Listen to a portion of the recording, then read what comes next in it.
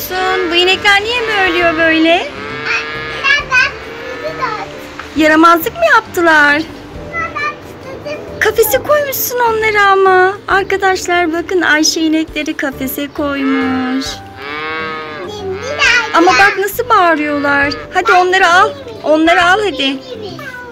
Evet, orada ne varmış? İneklere yemek mi yapıyorsun? Bak çok acıkmışlar, bağırıyorlar. Hadi gel onlara yaprak toplayalım. Onlar onu yemezler. Bak şurada ağaçta yaprak var ya. Ağaçtan yaprak alalım. Onlar o yaprakları yerler. Bak seni çağırıyorlar. Hadi oradan topla. Evet, oradan yaprak topla. Al bakalım, kaç tane alacaksın?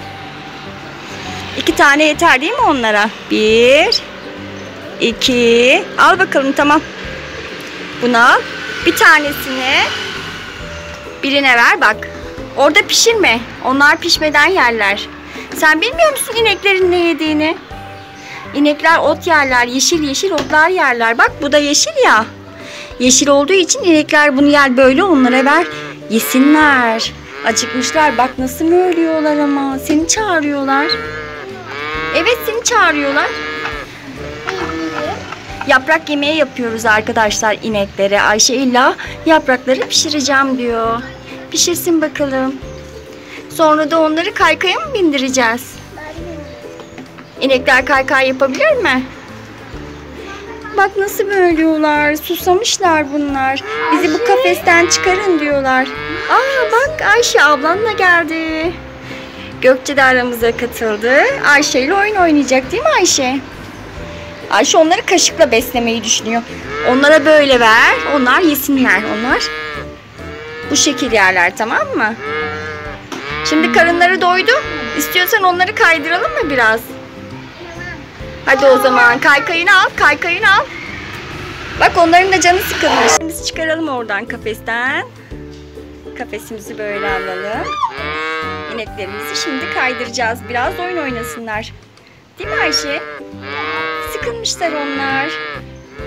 Böyle yavaş itersek gidebilirler. Bak nasıl gidiyorlar. Oo, ne güzel rüzgar esti. Arkadaşlar bakın şimdi Ayşe nasıl itecek o inekleri. İt bakalım Ayşe. Hadi bakalım. Aa, kaza oldu. Koş, ineklerimiz düştü Ayşe, koş. Bak nasıl ölüyorlar, canları yandı. Getir onlara bakalım hemen, getir. Getir buraya. Buraya getir onları. Düştü, evet. Bir şey olmuş mu onlara, bir bakalım. Hiçbir şey olmamış. Bize kim verdi bu inekleri? Bunları kim verdi bize? Ebru verdi, Emine verdi değil mi? Sen onları seviyor musun Ayşe?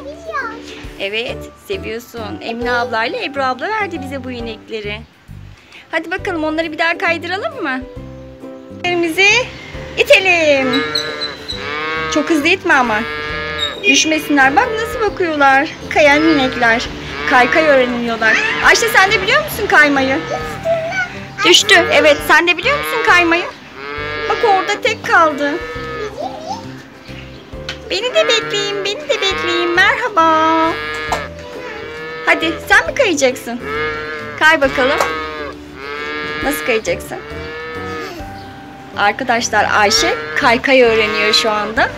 Ama kullanamıyor. Anca böyle kullanabiliyor değil mi Ayşe? Ayaklarını buraya koy. Koy ayaklarını buraya. Düzgün otur.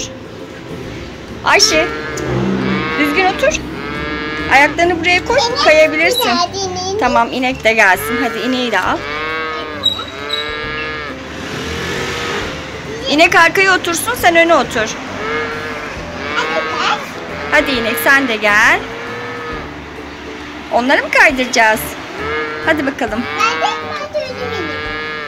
Evet, sen de oraya mı oturacaksın? Üçünüz birden sığmazsınız buna. Nasıl sığacaksınız üçünüz birden? Sığamazsınız üçünüz birden. Öyle mi oturacaksın? Otur bakalım. Aa, düştü inek. Arkadaki inek ne yapıyor? Bak çok eğleniyorlar onlar şu anda seninle. Hadi bakalım. Aa, yine düştü. Düşürdün. Tuttun mu? Öbürünü de tut. Öbürünü de kucağına al. Ay, o düştü. Dur ben vereyim sana. Al. Al bakalım. Ayaklarını da böyle koy. Bak şimdi düşeceksiniz. Üçünüz birlikte düşeceksiniz şimdi.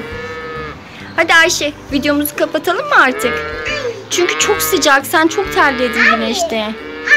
Evet, kapatıyoruz. Hayır, yok, kapatıyoruz. Hadi bakalım. Görüşürüz arkadaşlar. Bir dahaki videoda. Bay bay yap. İnekler de bay bay yapsın. Hadi. Hadi görüşürüz yapsın onlar da. Görüşürüz arkadaşlar. Kanalımıza abone olmayı unutmayın. Söyle bakayım, kanalımıza abone olmayı unutmayın.